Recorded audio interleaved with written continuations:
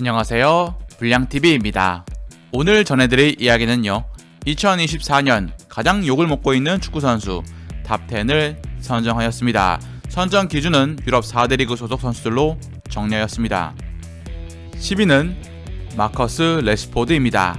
800억을 넘게 주고 산 우가르테는 새 감독 아모림이 스포르팅 시절 함께했던 은사였기에 부활의 가능성이 열려있지만 레시포드는 맨유 팬이 가장 팔고 싶어하는 선수가 되었습니다. 2022-23 시즌 리그 17골을 넣으며 부활을 했나 싶었고 퐁당퐁당 시즌을 널뛰면서 활약했기에 다시 올 시즌 기대했지만 실망으로 돌아왔습니다. 게다가 수비 가담도 성실하게 하지 않아 강한 비판을 받았죠.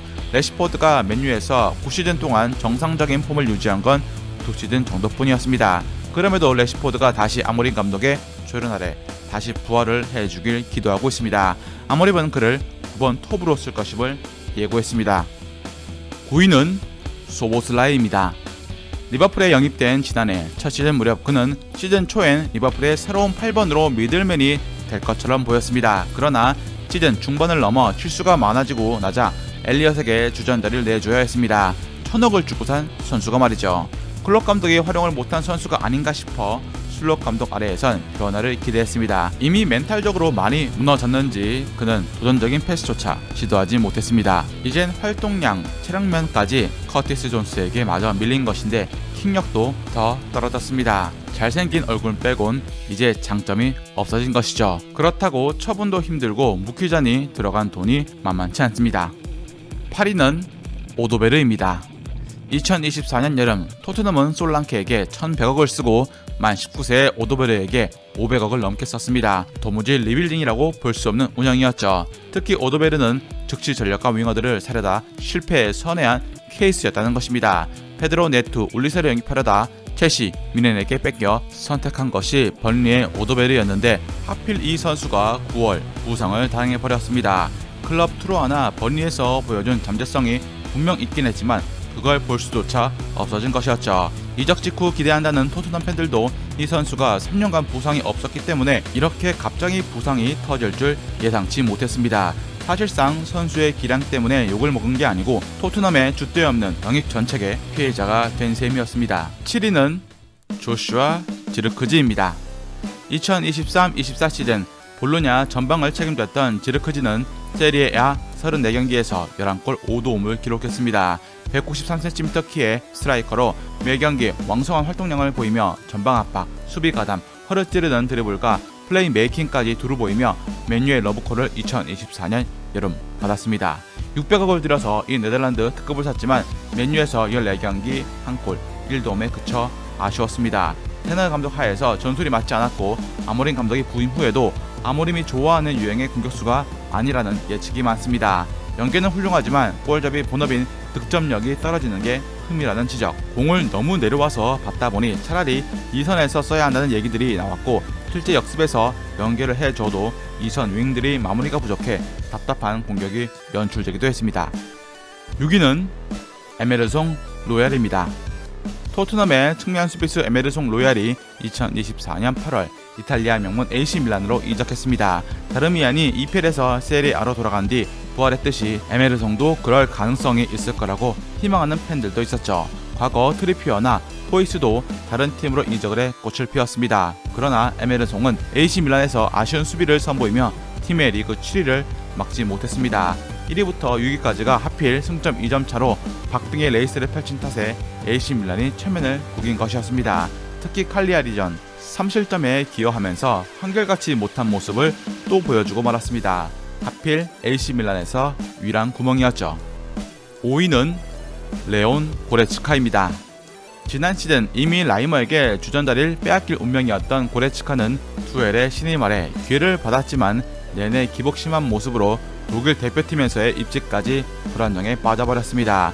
컴파니 체제에서 그는 선발 출전을 하지 못했고 경기에 거의 나오지 못하는 상황에 처했습니다. 2019-20 시즌 미넨 트래블 시절 발락의 재림이라고 불릴 정도로 피지컬로 중원을 찍어 누르는 무쌍 전문가였지만 이젠 폼도 너무 떨어졌고 폼이 죽다 보니 선발 실패로 이어져 악순환이 반복. 게다가 처치 곤란해 고액 주급자라 고레츠카를 팔려면 맨유에 팔아야 하지만 과거 슈바인슈타이거 기억 때문에 팬들은 거래하고 있습니다. 4위는 더글라스 루이스입니다. 유벤투스가 2024년 여름 이적 시장에서 740억을 들여 아스톤빌라의 유로파 결승으로 이끈 더글라스 루이스를 영입했습니다. 리그 공격 포인트 14개를 쌓아서 아스톤빌라의 챔스행을 견인한 주인공이라서 유벤투스는 기대했죠. 하지만 기대와 너무 달랐습니다. 오히려 새로 선임된 모타 전술과 맞지 않을 뿐더러 공을 질질 끌어 팀 공격 템포를 너무 느리게 만들어 버렸습니다. 중앙 미드필더로 왕성한 활동량에서 나오는 압박과 패스, 드리블을 이용한 탈압박이 장기지만 오히려 장점을 더 보여준 건 그가 아닌 맥켄이었습니다. 불안감을 느낀 아스톤빌라 단장 몬치는 더글라스가 아직 새로운 리그에 적응 단계일 거라며 더글라스의 부활을 기도했습니다. 유벤투스 팬들의 민심이 안 좋아진 건 더글라스가 2경기 연속 PK를 내준 게 컸습니다. 3위는 가브리엘 제수스입니다. 아스날 팀 내에서 트로사르와 욕바지 듀오를 형성을 하고 있지만 그나마 트로사르가 스탯이라도 조금 더 쌓는 반면 제수스는 비싼 주급가 700억에 달하는 이적료, 잦은 부상 때문에 2024년 제수스는 가열차게 욕을 먹고 있습니다. 2024년 1월 노팅엄전 골 이후 리그에서 무득점에 그치고 있다는 것도 충격입니다. 지난 시즌 리그 후반기에 이어서 올 시즌 계속 교체 멤버로 밀린 것도 비판을 받고 있는 상황.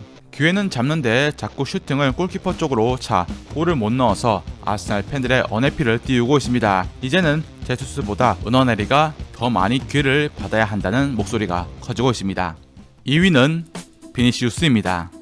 2024년 세계 최고의 선수에게 수여하는 상인 발롱도르 후보였던 비니시우스는 챔스 준결승 멀티골과 결승전 골까지 넣었고 결승에서 무려 8개의 드리블을 성공시켜 레알의 공격을 이끌었습니다. 시즌 챔스 10경기 6골 5도움이었으니까 그야말로 레알의 챔스 우승에 지대한 공헌을 한 셈. 시즌 전체로 봐도 39경기 24골 10도움이었습니다. 그러나 발롱도르의 주인공은 유로와 리그 우승을 이끈 맨시티의 로드리에게 돌아갔고 이에 실망한 레알 마드리드 구단 측은 발롱도르 시상을 전체 불참을 선언을 합니다. 발롱도르 2, 3, 4, 9위를 모두 레알 선수들이 휩쓸었음에도 말이죠.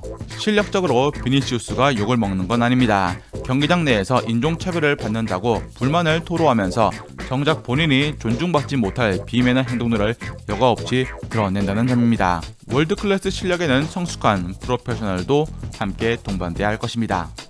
대망의 1위는 안토니입니다. 2022년 아약스에서 맨유로 무려 1,400억에 이적하며 많은 화제를 모았던 안토니. 맨유 이적 첫해 리그 4골 2도움으로 돈값하려면 한참 멀었다고 평받았고 마침내 지난 시즌 리그 29경기 1골 1도움으로 맨유 팬들의 뒷목을 잡게 만들었습니다. 아약스 출신이던 테너의 지도마저 의미 없었고 올 시즌 거의 벤치만 지키는 신세가 되었습니다. 더 최악인 상황은 아무림이 이 선수를 살릴 수 있을 가능성도 적을 것이라는 예측이 많습니다. 차라리 마운트를 살리는 게 가능성이 높을 뿐더러 아마드를 더 활용해볼 가치가 있습니다. 차라리 안토니 윙백 변환을 누려야 하는 상황. 본인 역시 현재 자신의 상황이 좋지 않음을 알고 있고 맨유에서 자신의 역할에 대해서 아모림과 논의를 원하고 있습니다. 안토니와 맨유의 계약은 2027년 여름까지입니다. 즐겁게 보셨다면 구독과 좋아요 클릭을 부탁드립니다.